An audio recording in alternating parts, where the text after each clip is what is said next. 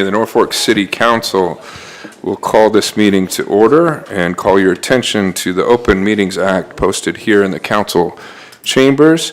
If you now please join me in rising for a moment of silence and the Pledge of Allegiance.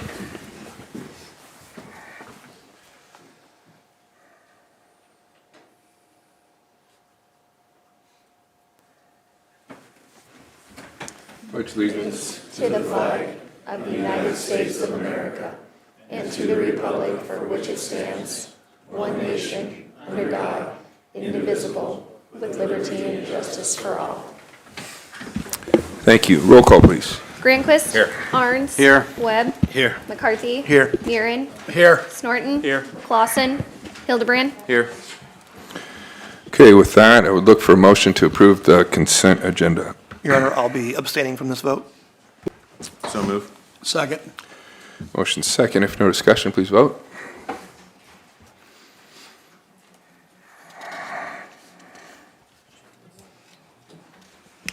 Abstaining, McCarthy. Voting in the affirmative, Granquist, Arns, Snorton, Webb, Hildebrand, Murin. Motion carries. Okay, would then entertain a motion to approve the full agenda. So move. Second. Motion second. If no discussion, please vote.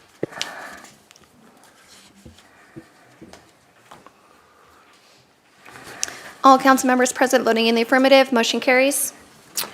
All right, that takes us to the special presentations portion of the council agenda. We have a couple presentations tonight. The first is proclaiming November 2024 as Read Aloud to a Child Month.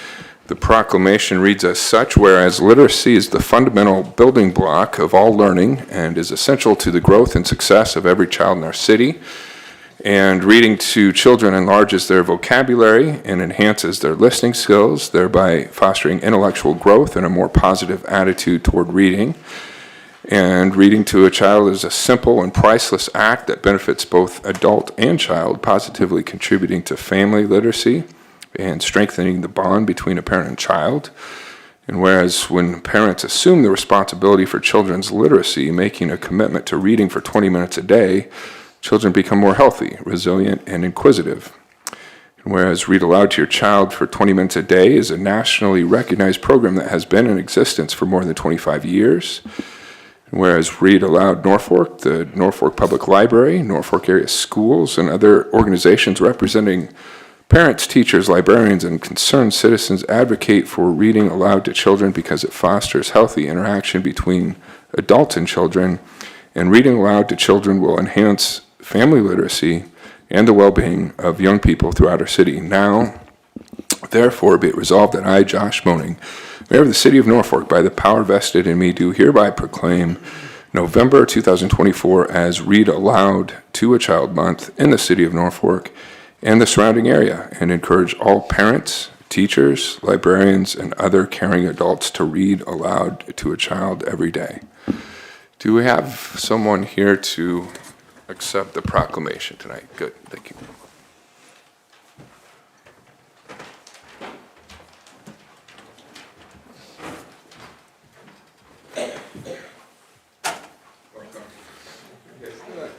You guys want to introduce yourselves? Sure. I'm Joe Roberts. I'm with the Read Aloud Norfolk Board. And these are our representatives that we have here tonight to help receive the proclamation. Yes, I'm Leslie Baker. I am a mom to Jace and Liza Baker, and we are residents of Norfolk, and I own childcare here in Norfolk. What grade do you guys in? I'm in third. Third? Fourth, okay. All right. What books are you reading? Can you tell me one? I'm reading a John. Okay. I survived. Okay. That's kind of like these council meetings. All right. Okay. Yeah, really quickly.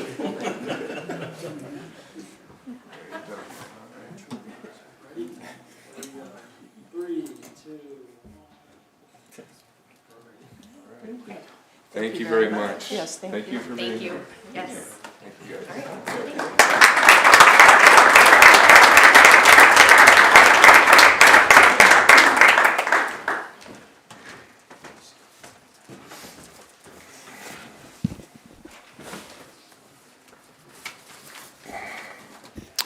Okay, item 28, our next presentation is a check presentation from the Lower Elkhorn Natural Resources District for the Emerald Ash Borer Anticipation and Preparation Project at Skyview Park.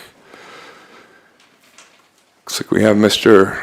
Clausen from NRD and Scott Clausen from as a Board of Director member from Lower Elkhorn, presenting you with a check for $3,879 on the behalf of the Lower Elkhorn Natural Resource District. very good. And anyway, it's a pleasure that we get to work with you on our forestry incentive and other incentives that we work with through the year. So anyway, on behalf of the Lower Elkhorn NRD Board of Directors, I want to thank you and present you a check for $3,879. Very good. Thank you, Mr. Clausen. Looks like Nate and our forester, our arborist, will be accepting a check from you. Money's good.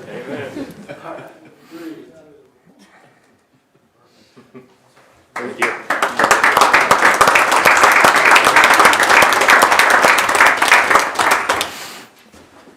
Thank you, Mr. Clausen, for being here. We do appreciate the partnership with the NRD on this and other initiatives. Thank you.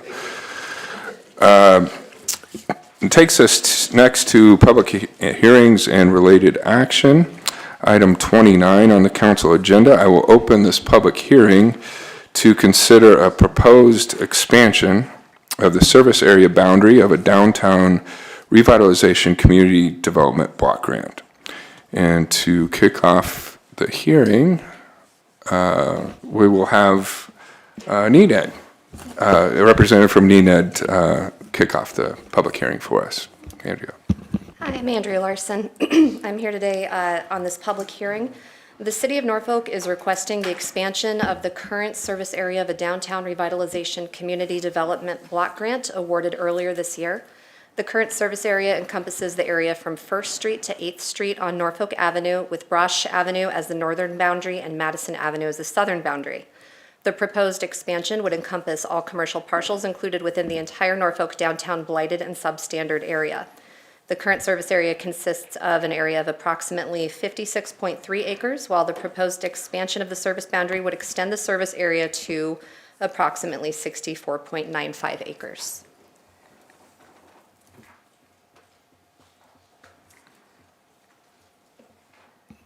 Are there any questions on? Yeah, thank you, Andrea. Can you or potentially Candace Candace Alder, our Economic Development Director, talk about the impetus of this, why this is being suggested or proposed at this time?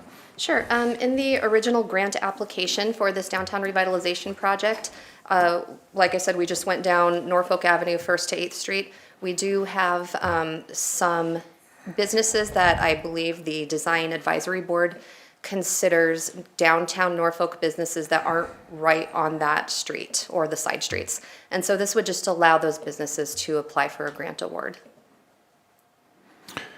So the grant awards that I'm thinking of attached to CDBG are like the facade improvement program. So Right. that's potentially one of the programs that would be eligible for these expanded areas to. Exactly.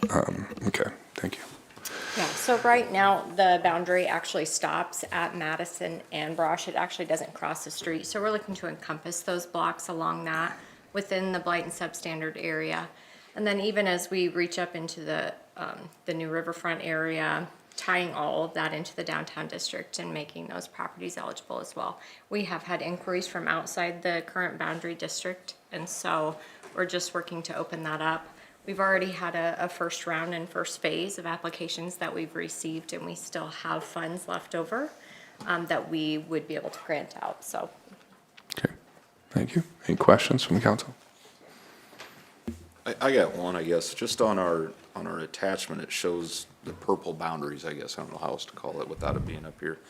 But down Norfolk Avenue, all of the businesses are, I guess, blocked off in a turquoise color. Is it anybody in the purple boundary able to apply for that grant? Is that how this is working? So we're seeking to expand it to the purple boundary. Okay, and the turquoise was the original.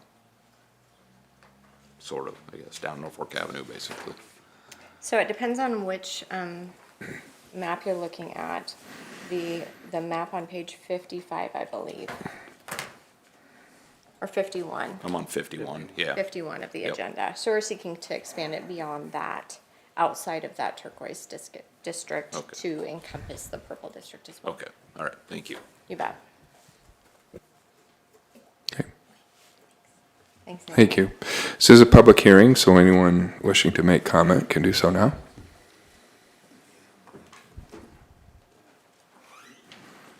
Okay. Seeing, hearing no one, I will move to close the hearing and proceed to item 30. Would look for a motion to consider approval of a resolution 2024-72 approving the proposed expansion of the service area of the Downtown Revitalization Community Development Block Grant. Offer consideration of resolution 2024-72. Second. Motion and second. Any further discussion on this, council? Okay. Hearing none, please vote.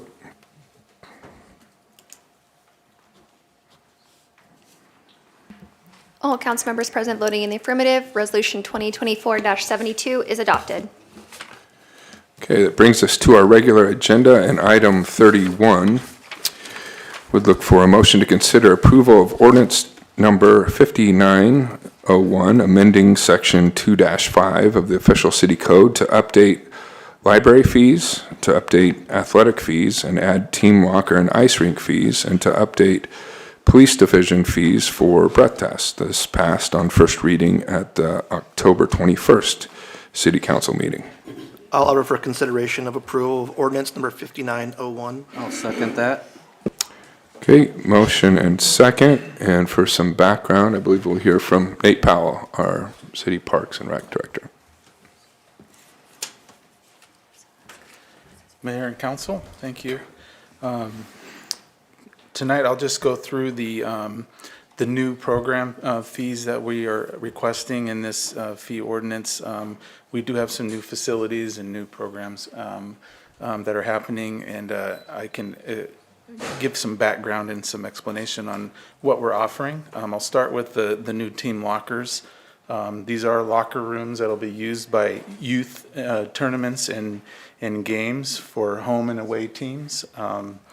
There are also exterior restrooms on the facility for our spectators. And we are going to repurpose the old restrooms there at the press box for umpire changing rooms or family restrooms. It'll be up to the clubs using the facilities, how they want to use these facilities. I think there'll be lots of options for them. When not being used, these locker rooms, there's an operable wall in between the locker rooms, and it'll open up to a much larger room. And in this space, we're going to have a 2-lane batting cages with 2 pitching machines in there. And this space can be used for pitching or batting for our clubs. It's also open. We can also open the space for soccer practice or other youth programs. There will be no cost if you have an agreement with the city and you're part of a youth organization or youth club. There's no fee to reserve the space. The usage is included in the athlete practice fee that you have in your fees in front of you. So you'll need to go through your club for use and access of that facility. If not part of a youth program or association, there will be a $100 fee, hourly fee to rent the facility. Do you have any questions on the team lockers?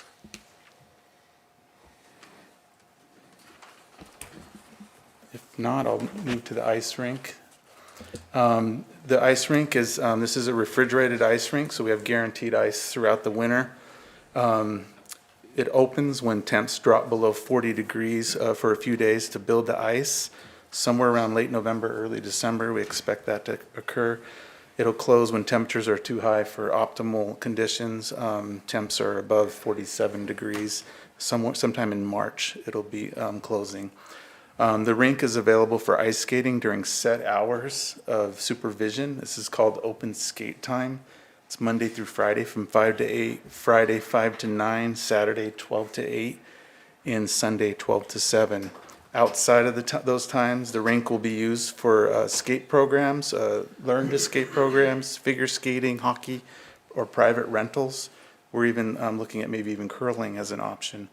Private rentals will be $150 per hour. This includes skate rentals and the staff that's needed to supervise that. All other times the rink will be closed and not accessible to the public. Refrigerated ice rinks are not designed for, to be used unsupervised. We need to have optimal conditions for skating at all times. Weather can be a factor. We may even need to close it for rain or when temperatures drop below 0 degrees and it's just too cold out there.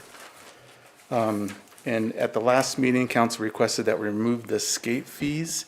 This is similar to how the outdoor ice rink in Omaha runs. They do not have a fee to enter. They do have a skate rental fee.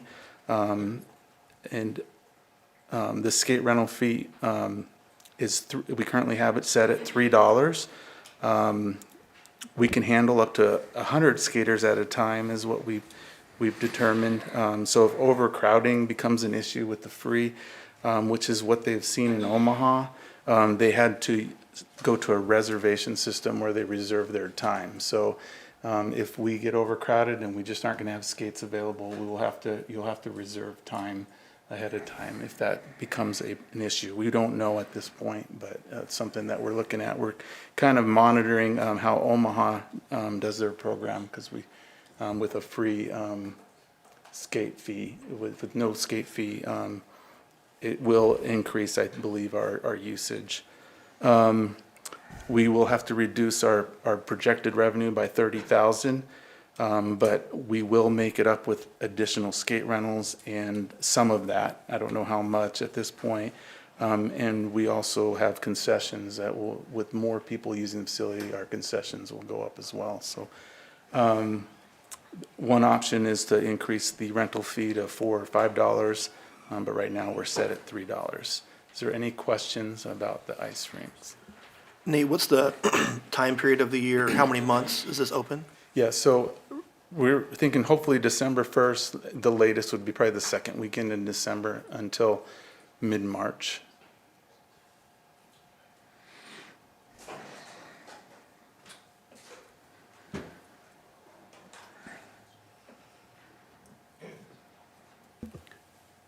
So on page 85, enclosure 31, you still have open skate adult $5 and youth $4. Yeah, you would need to make an adjustment to that tonight with your motion to set those fees at no cost. Okay.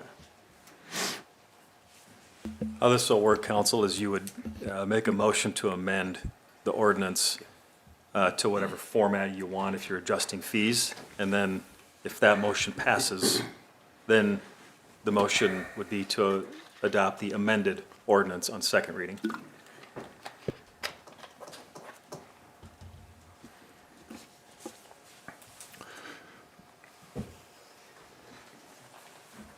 So council, apparently there was, wasn't here, but there was discussion last meeting about removing the open admission fees, correct? And Nate, from your proposal here, you're saying that that would change the revenue projections, but that you would maintain a skate rental fee, right? It seems like that there would be open admission, but skate rental fee would be is at $3. That's correct. And if you have your own skates, then it would just be Right. free. Yeah. Okay. Okay.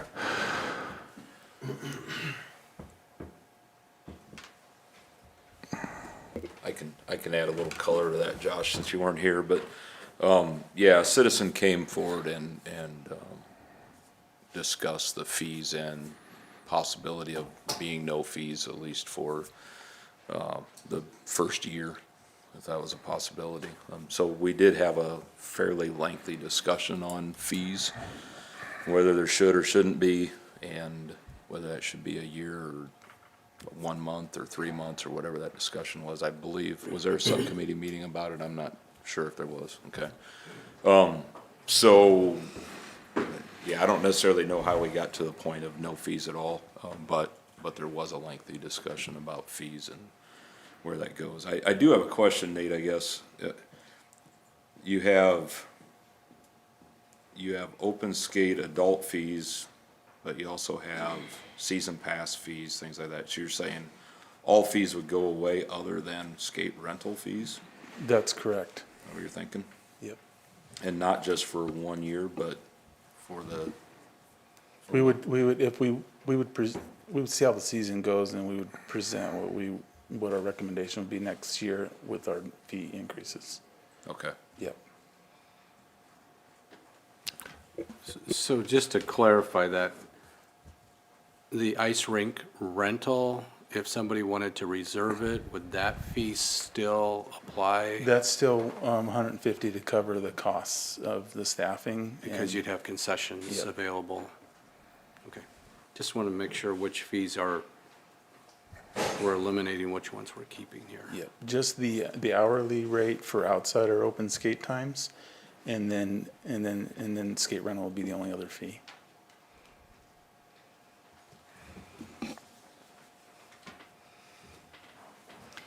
And no fee if you come during open skate and you bring your own skates. There's no cost to skate on the ice.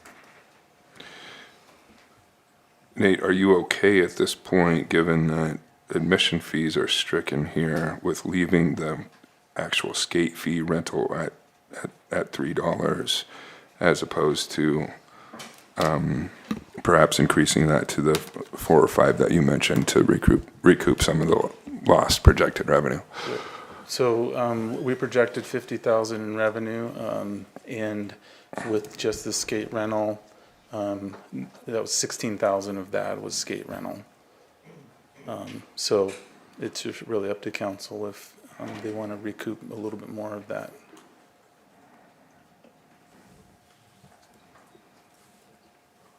Nate, have we talked about finding sponsors for this at all?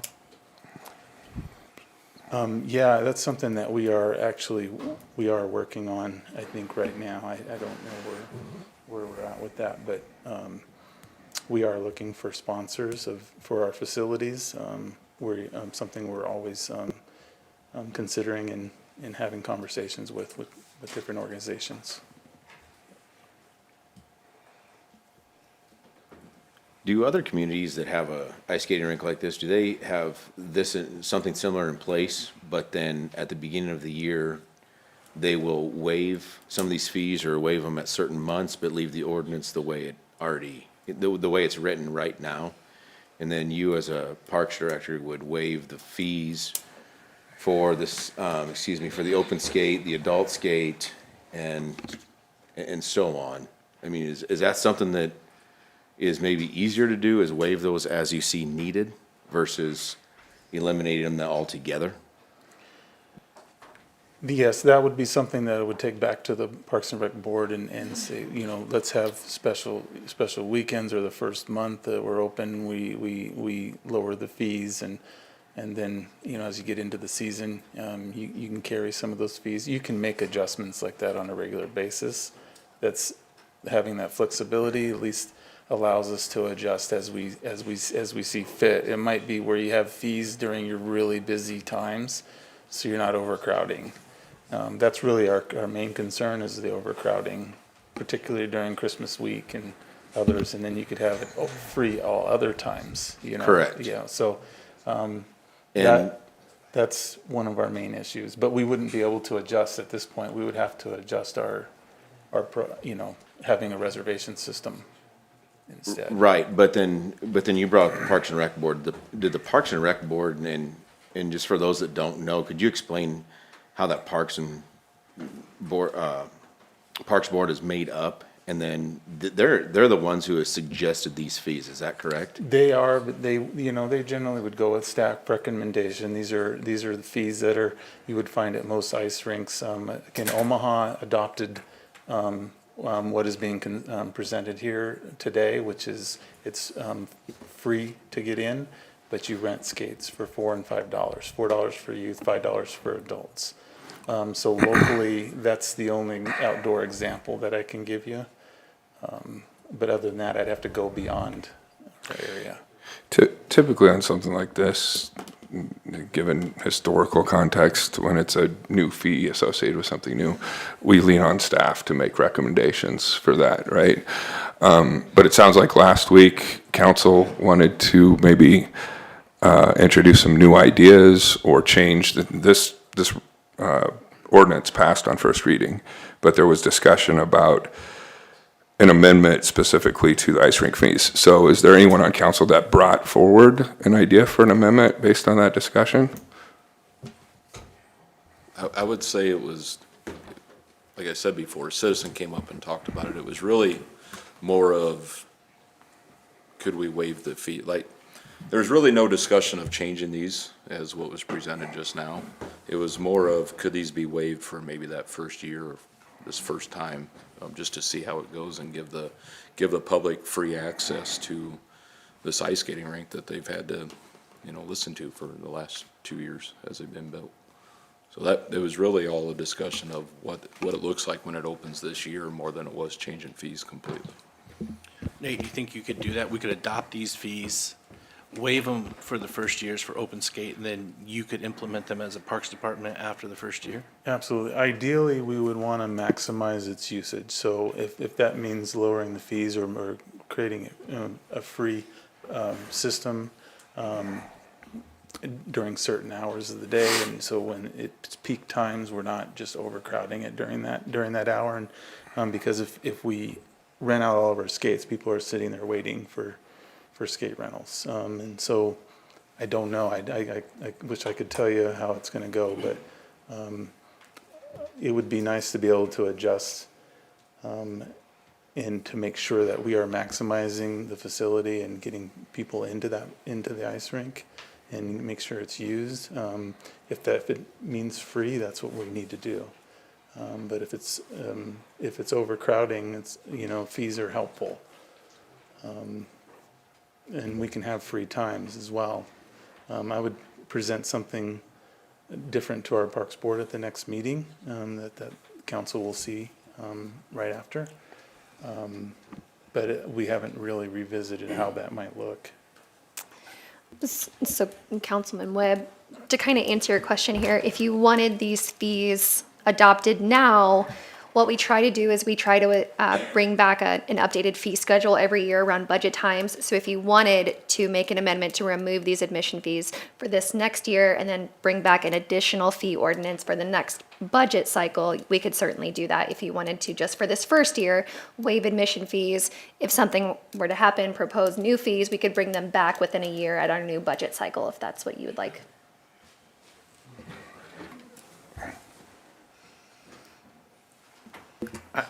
I just would like you to have the flexibility. I personally would like to see where it's open skate is free for a while until we see how it goes and make it accessible to everybody. But I also would like you to have the flexibility to, if it's to implement the fees, if you see they're going to help or help the facility run better. So. But that's where you use your staff to use their discretionary when fees need to be assessed and when they don't. Yeah. At first, I would like to see everyone have access to it to use it and not have to necessarily. I have a question, I'll just add on, and maybe a comment. Just for clarification, Danny, is there a way that we could build into the motion or into some action that this is the wishes of the council is to delegate some of that discretion to staff so that it is recorded as part of a council action? It seems to me that since the fees are set in code, it just makes me nervous to just verbally give the okay for staff to overrule that. I just feel like maybe there should be some type of council and staff accountability in there so that everybody knows as part of the motion, this was the direction of council. Do you think that's necessary, or do you think that just having it in the motion as part of the minutes is appropriate? I mean, I think it's a little bit difficult because I think the cleanest way to do this would be with a resolution. If you're looking at passing this, then doing a resolution, I guess it is a little bit difficult because a resolution undoing an ordinance, which is putting something in code, is a little bit trickier.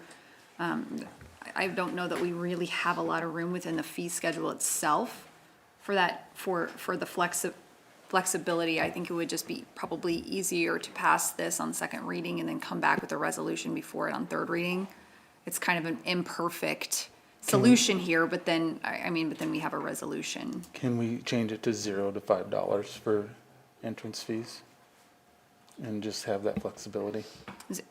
The cleanest thing to do then would be to put it $0 to $5 within this, and then have a resolution indicating the intentions of the council, the wishes, for this next year, for the first cycle of the ice rink, if that makes sense.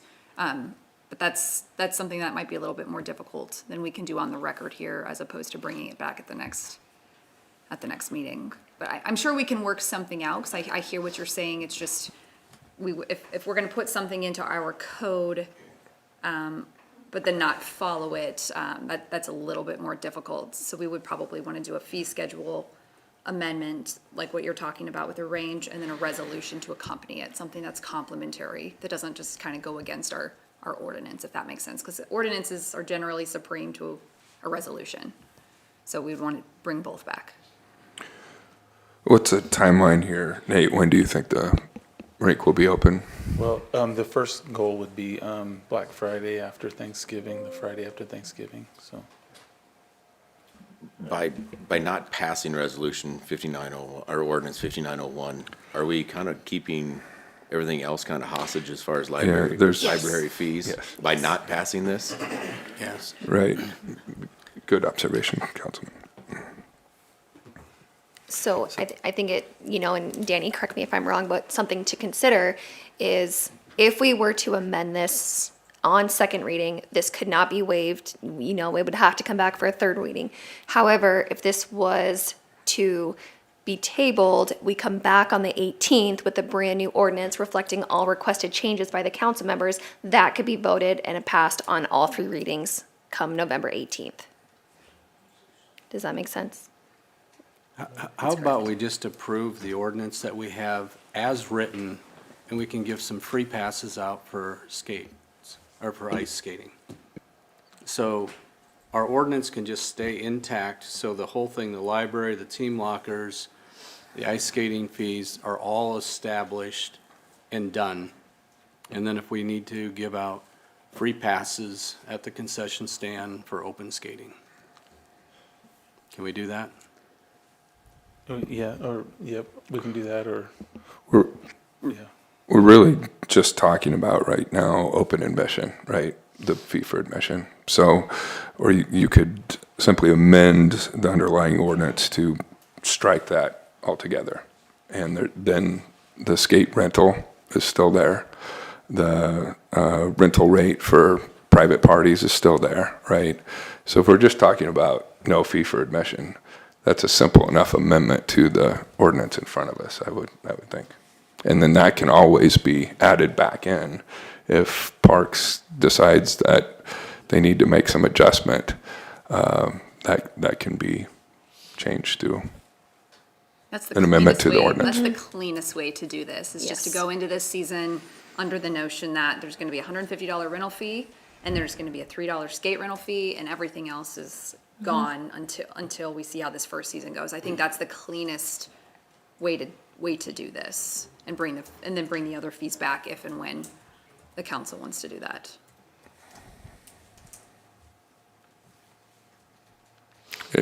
If Parks thinks that is doable for this first season? Yes, yeah. Okay, We will, all right. yeah. Then we need some kind of motion as an amendment from council. Yes, so I would be looking for a motion to amend ordinance number 5901 to remove all fees related to admission of the ice rink during open skating hours. I'll make the motion as amended. Second. Motion and second to amend ordinance number 5901. Any further discussion on this? Okay, hearing none, please vote. All council members present voting in the affirmative, motion carries. Okay, now we are back to the amended ordinance. Any further discussion on that or any other of the fees involved here, library, police division fees? From staff or otherwise? Yes. And while he's walking up here, I just did want to clarify, Kylie did a good job, just wanted to expand on that we will have the opportunity for discussion and public input for this one at the third reading, because we are amending it on second. So our city code will allow for more discussion when it comes back. My name's David Jansen. I'm the citizen, right? Brought this up. I don't think it's rocket science.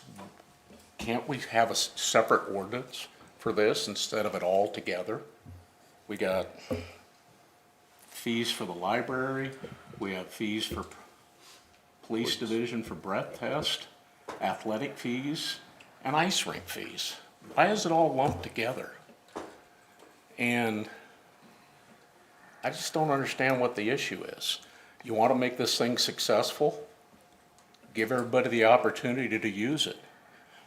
I guess if you're looking at recouping money, adding $1 skate rental fee probably isn't bad.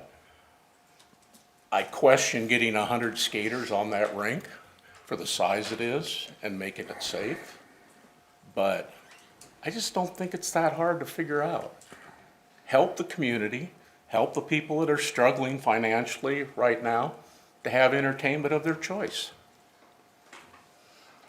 Thank you for your time. Yes, sir. And the amendment that was just adopted does strike those fees, as you were alluding to. Anyone else wishing to speak?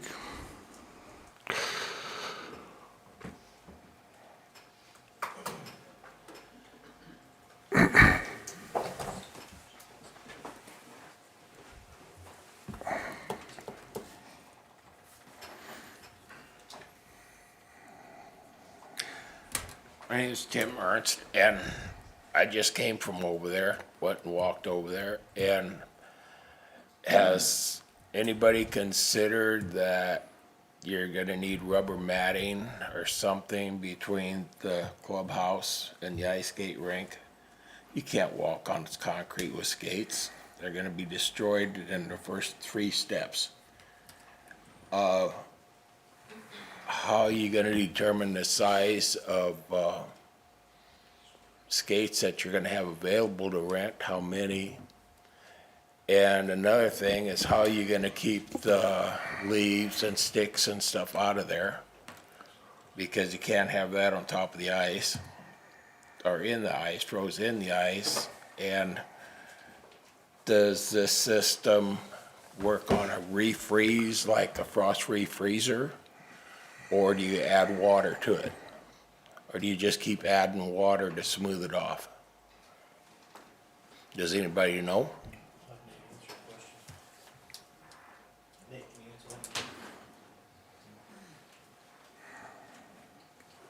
Would you like him to answer the questions? He wants to address your questions. I'll address the questions. All right. Yeah, we do have rubber matting all throughout that's going to be installed just before we open. We want to have that open until opening weekend, but Okay. we'll rubber mat all that concrete. We have a ice resurfacer, comes in and shaves everything off the top, then it puts hot water on top that freezes, and that's how you build the ice and re-smooth it out each night. So if there's any sticks or anything that get on there, we'll be scraping that off with that machine. What was any other questions that you have, or? Well, that whole system is fine, but it's gonna be a maintenance nightmare. You know, it's, it might be great this year, but down the road, and the cost of those chillers, they're not gonna run on fairy dust. You know, it's gonna get expensive. Yeah, the cost, so we ran the costs to run those about 13,000 to run the chillers. They're off when it's cold, you know, so they're not running all the time when it drops at night and when it's not above freezing, they're not having to run. So, but yeah, we've got most of that covered. The maintenance is with the ice resurfacer, and that's what we use to maintain it. It's a pretty quick process. It's really it's expensive equipment that we use to smooth that ice. It's gonna be expensive to maintain too. Yeah, we have full-time staff here that are available to do that, so there's not additional costs here because we're using the staff that we have. Okay. Great. Thank you. Any other questions or comments? Glad to see all the attention and concern for this park that so many were opposed to in the first place. Any other discussion, council? So we have an amended ordinance on the table, including police division fees, ice rink fees, and library fees. If no further discussion, short title, please. An ordinance of the City of Norfolk, Nebraska to amend Section 2-5 of the official city code to update library fees, to update athletic fees, and add team locker and ice rink fees, to update police division fees for breath tests, to provide when this ordinance shall be in full force and effect, and to provide for the publication of this ordinance in pamphlet form. Okay, please vote. All council members present voting in the affirmative. Ordinance number 5901 carries on second reading only. All right, item 32 would look for a motion to consider approval to award a contract to Retchins Construction Incorporated of Tilden, Nebraska for water extension 25th and Sheridan project for an amount of $38,240. All over consideration. Second. Motion second. For some background on this, Steve Ramus, our city engineer, please. Mayor and council, this is the extension to provide water service up to 2404 Sheridan Drive. The landowner is here this evening as well, if we'd like to address him. We put the project out for bid, received 2 bids, one from Penro for $54,654.20, a second from Retchins for $38,240, which was pretty much right on engineer's estimate. The city will pay the cost for a portion of that cost for the extension across 25th Street, and that's $19,168. And the property owner will pay the remainder, $19,072 as a lump sum fee. Obviously, the final cost would be adjusted at the completion of construction. And if you have questions, I have Chad Roberts is here as well from the Water Department, and again, the property owner is also available. So Steve, you mentioned the city will be paying a fee of about $19,000, and why is that? Normally, it's pretty common in if we were to go out into a district, we would consume the cost within the intersection. And so this is just how we're consuming that intersection cost. And that is spelled out in city code.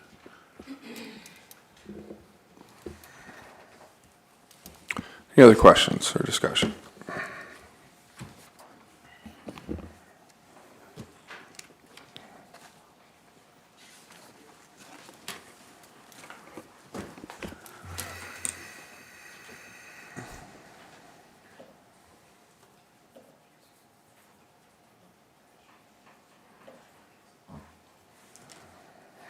Okay, my name's Roger Steffensmeyer, and I'm the person getting the water.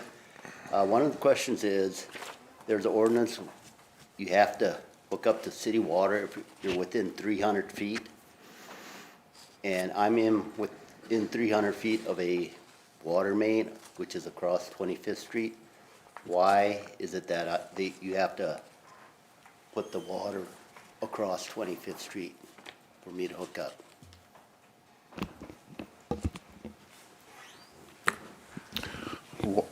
Well, again, the way the code is written, if your property's within 300 feet of our city services, water or sewer, then you're compelled to connect at the time of failure of your systems. Okay, but I am within 300 feet, Yep. so why is the city spending 20-some thousand to get the water across 25th Street so I can hook up? So when we do water extensions within a district, either water, sewer, or streets, the city consumes the portion of the cost within the intersection or within the public right-of-way. And so we are consuming that cost here so that you don't have to pay that. But the question is, why am I not able to go across 25th Street to hook up to the main that is there already. That's what we're doing. No, you're bringing water from the west side of 25th Street to the east side so I can hook up. That is correct. I mean, eventually that water main would be extended throughout that area. Eventually, but Yep. So this how is, many years down the road is that? it's hard to tell exactly when that is. I don't know when your neighbor's water well may fail. But eventually as those systems start to fail in there, we want to have the water main available so that we can extend water services through there. But why, I'm still within the 300 feet with the water main on the west side. So why is it that you have to put it across to the east side in order for me to hook up? Right, so we have had those conversations in the past with council where we would allow you to connect. We would still charge you that connection fee to connect then, so that fee doesn't go away. You still end up paying that fee to connect. And what would that fee be?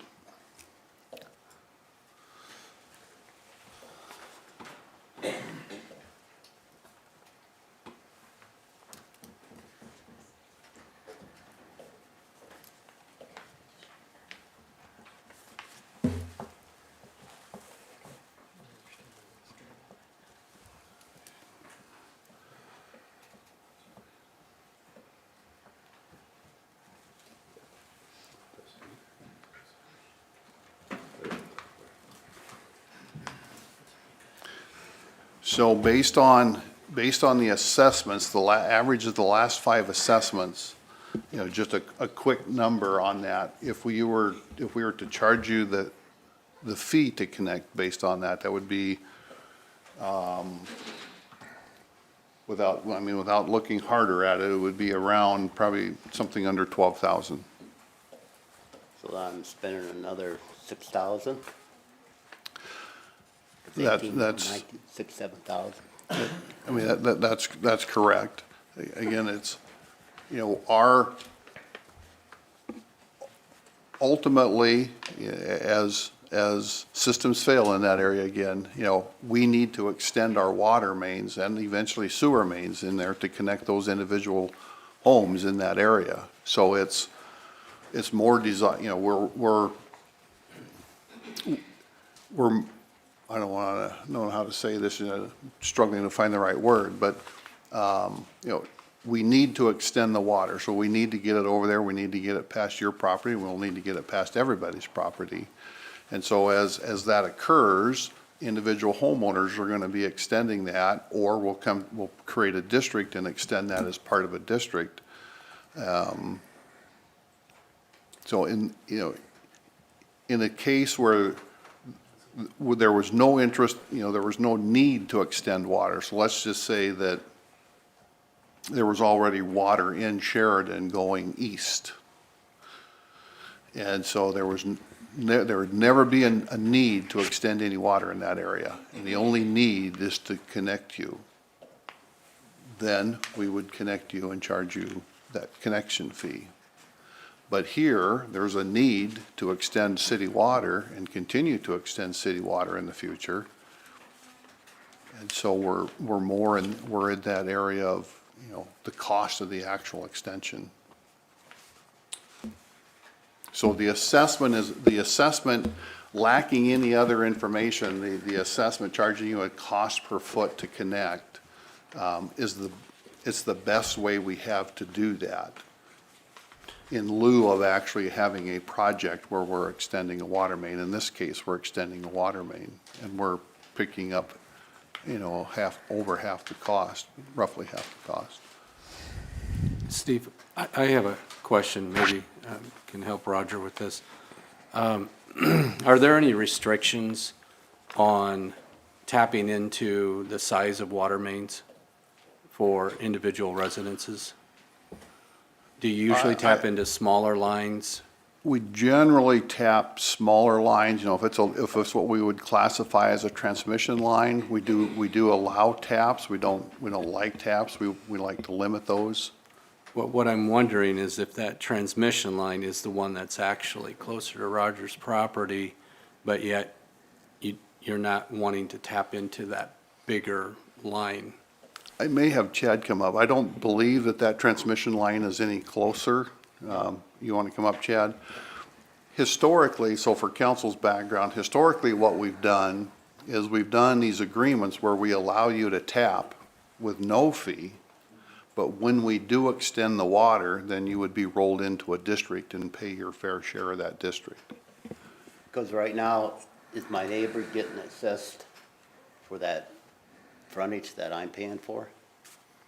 No, because we're not extending past you. But the neighbor on the south side of the street? Because. Chad, I'm gonna have Chad. Yeah, so the neighbor to the south of you right now. Chad Roberts, sorry. Chad Roberts, City of Norfolk Water. So, what we're looking at doing with the neighbor to the south, that one there, we'll roll that assessment when we go up 25th Street, because he was never assessed with that 25th Street project, where the water main's going north on 25th Street. So that one there was never part of that project, so when we go ahead and do the 25th Street project and everything else, we'll probably run a connection over from that water main over to his property, and then that's where we're gonna go ahead and capture his cost. Steve, is he paying a higher cost because he's the first one on it? Is there any chance we can get this pulled up? No, I guess if there are these kinds of questions, we have some tools that we can work through the homeowner with. I apologize that this conversation is coming up to be consumed here, but we can go back and have more conversations with the landowner about what those options are. And, generally, well, I would say historically, we always find compromise in these that, it might result in that agreement that we bring to you and say, look, we're just going to allow him to connect, and he can drill across and connect at his cost, but he signs an agreement that when we do extend water east on Sheridan and we put together a district, that he's going to pay he would pay his share of that district cost. So that's pretty common, and we've run into some resistance by that, and I think in a couple subcommittees. So we weren't really looking to perpetuate that much longer. But this is kind of why we've done that historically. We've allowed them just to connect. We don't charge the assessment fee for the connection. We just put together an agreement and say that in the future, when we come in and do a district, you'll be part of that district and assessed accordingly. I have a question, Steve, just since we're getting into the weeds here, which is a good thing sometimes. Is the 8-inch main that he's talking about, which is on the west side of 25th Street, is that a different pressure zone, obviously, than the one that we're going to be directional boring to on the east side? Is that a different pressure zone? So now, I guess where I'm going with this is, are we saying that we're going to be creating a district, and he would be having to go through this anyway with a district, and so we're avoiding him to have to pay the cost to connect to the easier option, so to speak, on the west side, because if we do that and we create a district to connect to the east side of 25th Street, he would have to then pay again? Is that what I'm hearing you say, Steve? There's only one main, and it's on the west side of 25th Street. The main runs up the ditch and on the west side of 25th, and then it goes west on Sheridan. So eventually, there will, as we'll need to extend water east on Sheridan, and then in the future, up Valley High Drive. And so this is just, as he came in and visited with staff that he needed water, we had conversations with him about the various options. And, my impression from staff was that the landowner was on board to pay the half, the roughly, I think we presented about 18.5 or so. And so we were ready to move forward based on those conversations.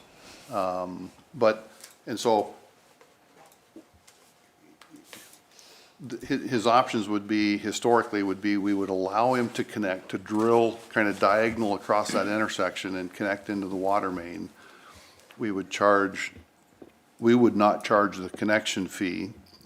And we put together an agreement that says in the future, when we would come in there and physically extend the water main east on Sheridan and create that district, that they would be assessed as part of that district. You know, it's all development pays for their infrastructure. You know, somebody buying a property, you know, the $55,000-$60,000 you're paying for a lot, whatever that lot price is, a substantial portion of that cost is the cost of the street, the cost of the water, and the cost of the sewer. And so when we're extending our systems, we put together districts if we're going to extend the water system, and then we assess that cost back to the homeowners. And so I guess in big picture, that's what's happening here. But we do have the GIS up, so you guys can see on your computer what's going on there with water and sewer. You might want to bring that up for the public. We're having some. I apologize, the projectors are not working right now. And there's one other item to keep in mind. You know, this connection cost, this fee right now is with today's dollars. If we go ahead and extend this out to a later date, that could be a higher cost at that particular time. You know, the cost of material, the cost of the average district's footage fee and stuff. So if this goes 5-6 years down the road, it could cost you more in the end. Or at least some of the, typically we don't have discussions in this kind of detail on these arrangements because they've already been discussed. So what is the backstory here? Was there some kind of agreement reached for, typically that's the case for an item like this to make it to city council agenda, everybody's on the same page. Yeah, Dennis and I have been working with this agreement, this arrangement, and everything else, and I was under the impression this is what was agreed upon to move forward to get his water service up and going. His well did fail. That's the reason why he's reaching out to us to go ahead and get this service to him. One of the things that we always try to do with these projects and stuff is about what the cost of the well replacement would be, and we try to keep that as close as we can in that range, you know, so it's not like we're overcharging him and everything else if it was cheaper to go with the well. Again, city code doesn't allow the well to be rebuilt. Can I make a comment on that? Yes. Yeah. Why are you considering the cost of putting in a well against the cost of putting in a main? Well, it's just a comparable cost. You know, right now, Dietz Well says it's about $15,000 to $16,000 to put a new well in. And that's what we kind of use as an idea, a comparison when we go ahead and do these projects. But shouldn't you be pricing the pipe, the amount for the pipe and the labor, and not against a well? Well, that information comes back from when we had it bidded out. Our estimated cost was right in the neighborhood that Rutchins has given us on their bid. Right. What Chad is saying is, when we put together this project, you know, it's based on linear foot of pipe and the cost to put that pipe in, and you see that here in the bids. You know, we were able to estimate that pretty close. May I get a copy of that bid? Absolutely, Okay. absolutely. Well, that's a public document, and it's absolutely available. What he's saying, though, is if it came in at like $25,000 or $30,000, and that was going to be your cost, that would be substantially higher than rebuilding the well. And so we'd have to, you know, we'd work with you and have some conversation around that, just what's the right direction to get to that accomplishes the goals, you know, of all the parties. We prefer not to bring projects forward where there's a cost that's going to be substantially more than, you know, rebuilding your well or dropping a new well. But when we estimate a project, it has nothing to do with the cost of a well. It's based on linear feet of pipe. Mr. Steffensmeyer, your first question was more about the cost that the city was picking up on this, not your cost involved. Is that correct? Yes. Okay. And considering that the city annexed us into the city a few years ago, the price of $18,000 against, what is it, $12,000? Is there any room to get my price down?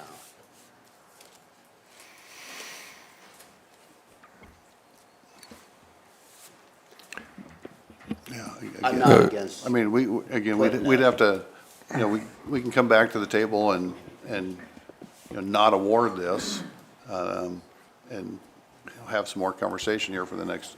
Are you, because of the annexation, the annexation, we can't relitigate that, it is annexed. So this is just city practice now in terms of how these water extension districts are arranged and drawn up. I guess listening to this, we have a lot of questions and not answers. I guess I'm just gonna ask Mr. Steffensmeyer, are you wanting us to table this until you have further conversation with? I want water. Okay, fair enough. So Fair enough. that was just some of the questions I wanted to bring up and hopefully get some answers. So I'm not against the city putting that in, but it's quite a bit of a price for the city to put out right now, just for one guy getting water. But I'm not against it. Understand where you're coming from. And I think Steve's answer is he's also responsible for planning out current and future needs too. So in this instance, I think the determination was made that it makes sense to invest in extension of this water district, knowing that there could very well be need for it, for others to connect to it in the not too distant future. Is that accurate, Steve? Right, and I think that's where Chad's point was too, was, yes, we're consuming a cost of about $19,200 into our water system, but we would consume that today or tomorrow to get across Sheridan so we could extend water east. And doing it today, we know these bid prices are really good. And it's just, the price is gonna go up in the future. So we're able to get that crossing in today, lock in today's price.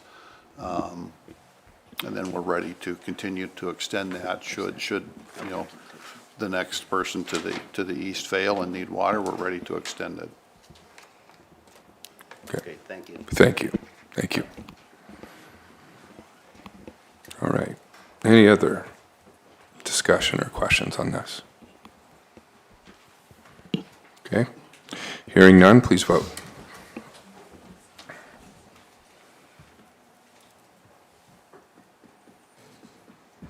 All council members present voting in the affirmative, motion carries. Item 33 would entertain a motion to consider approval of amendment number 1 to the construction design services contract with Shimmer Associates Incorporated for the Norfolk 140 paving district number 521, water extension district number 128, and sanitary sewer extension district number 255. All those projects for an amount not to exceed $35,064. I'll offer for consideration the approval of amendment number 1 to the construction design service contract. Second. Motion second. For background, once again, Steve, please. Yep. Mayor and council, what this is an amendment to our agreement with Shemmer for the districts involved in Norfolk 140. That's a paving district, a water extension district, and a sewer district. This is a assessed project. It is for, it's the Nebraska machinery development that's going on out there on the west side of the 275. Originally, so the engineers had given us an original estimate for the design services as well as the construction administration services of $225,340. Ultimately, they just underestimated the level of effort on the engineering construction services side. They're doing a great job out there. We're getting a very good industrial development and extensions. And so they've come back in order to finish the project. They need another $35,064.20. We're very supportive of that. This project, construction costs on this project are $2,786,430.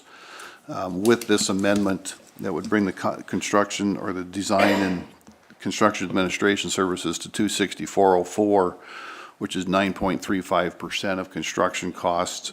Typically, a project like this, we would estimate at 15 to 18% between design and construction administration. So I think we're getting a really good project out there. They're doing a great job on the construction administration side. And so I would certainly encourage passing of this amendment. Thank you, Steve. Any And questions? these are assessed costs. The developer ends up paying these. Questions or comment?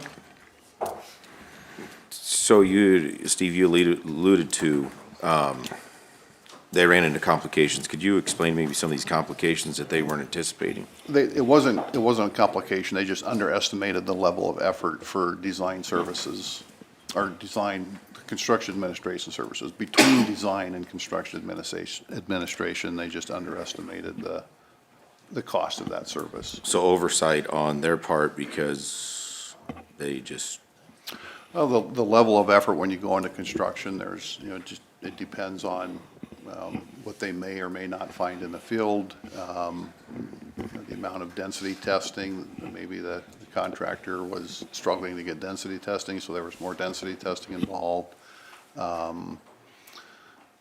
Just the increase in inspection cost. They just underestimated it. It was all lump summed into design and construction administration, the contract. It wasn't split out. Design is X, construction administration is Y, just kind of all lumped together. So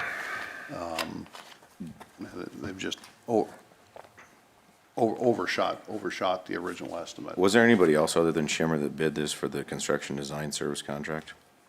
This is not bid. So Shimmer was the design engineer for the developer. And generally, we don't go out and seek services on a private development. If whoever they're using, Legacy Bend would be another example. Legacy Bend chose to use Olson, so when we developed the paving, water, and sewer districts for Legacy Bend, we just use Olson because that's who the developer brings to the table. Again, I don't think from a cost perspective, I don't think they're, at 9.35%, they're doing this very cost effectively. Any other questions? Hearing none, please vote.